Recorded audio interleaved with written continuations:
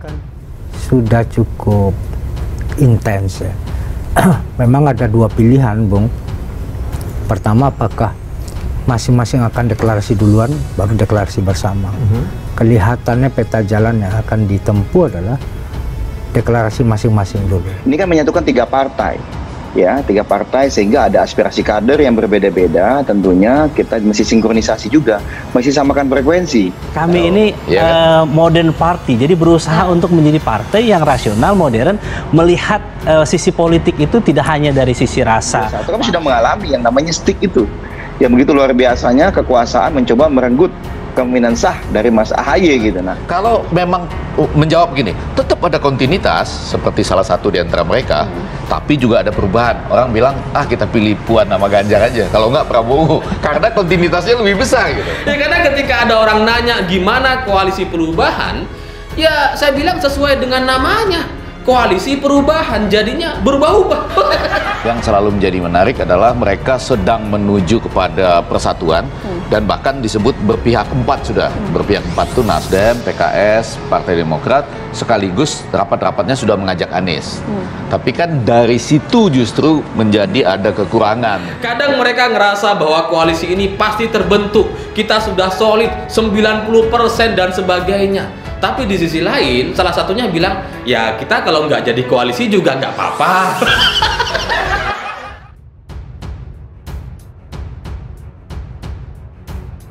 Nasdem siapkan alternatif koalisi untuk Anies jadi capres jika tak sepakat dengan PKS dan Demokrat. Wakil Ketua Umum Partai Nasdem Ahmad Ali mengatakan pihaknya mempersiapkan alternatif koalisi lain untuk mengusung Anies Baswedan sebagai calon presiden.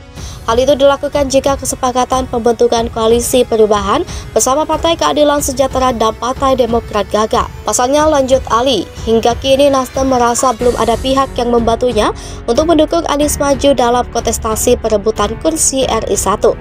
Padahal Nasdem tidak bisa mengusung sendiri karena tak mencukupi syarat pencalonan ambang batas presiden atau presidensial threshold sebesar 20% kursi DPR RI. Ia lantas menyinggung adanya keinginan dari Demokrat untuk memasangkan Anies dengan ketua umumnya Agus Harimurti Yudhoyono. Ali menegaskan jika hal itu dipaksakan maka koalisi perubahan tak akan terbentuk. Alasannya, Nasdem menolak penentuan calon wakil presiden dilakukan dengan melihat figur semata tanpa membicarakan kriteria.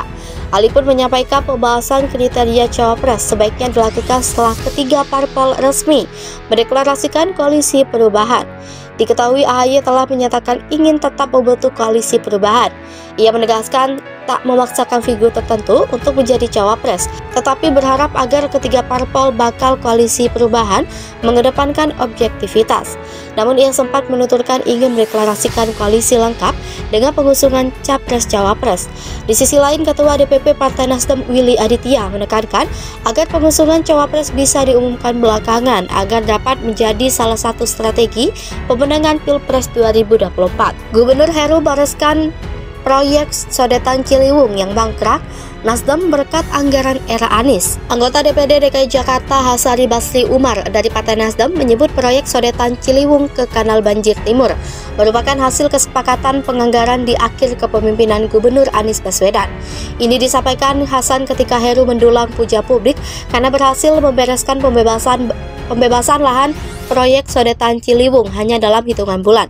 Sementara Anies selama 5 tahun tak berhasil membereskan masalah ini. Hasan mengatakan alasan mengapa proyek ini tidak dieksekusi pada periode akhir Anies saat anggarannya disetujui karena pelaksanaan pembangunan dari APBD tidak bisa dilaksanakan secara instan. Dia menjelaskan bahwa perlu ada beberapa tahapan, mulai dari perencanaan anggaran, pencairan alokasi anggaran, hingga pelaksanaan. Namun Hasan belum merinci berapa anggaran yang disetujui oleh DPRD dan Pemprov DKI untuk proyek Sodetan Ciliwung ini. Sebelumnya, Presiden Joko Widodo menargetkan proyek pembangunan Sodetan Kali Ciliwung selesai April mendatang. Jokowi mengapresiasi proyek ini kembali dilanjutkan setelah 6 tahun mangkrak.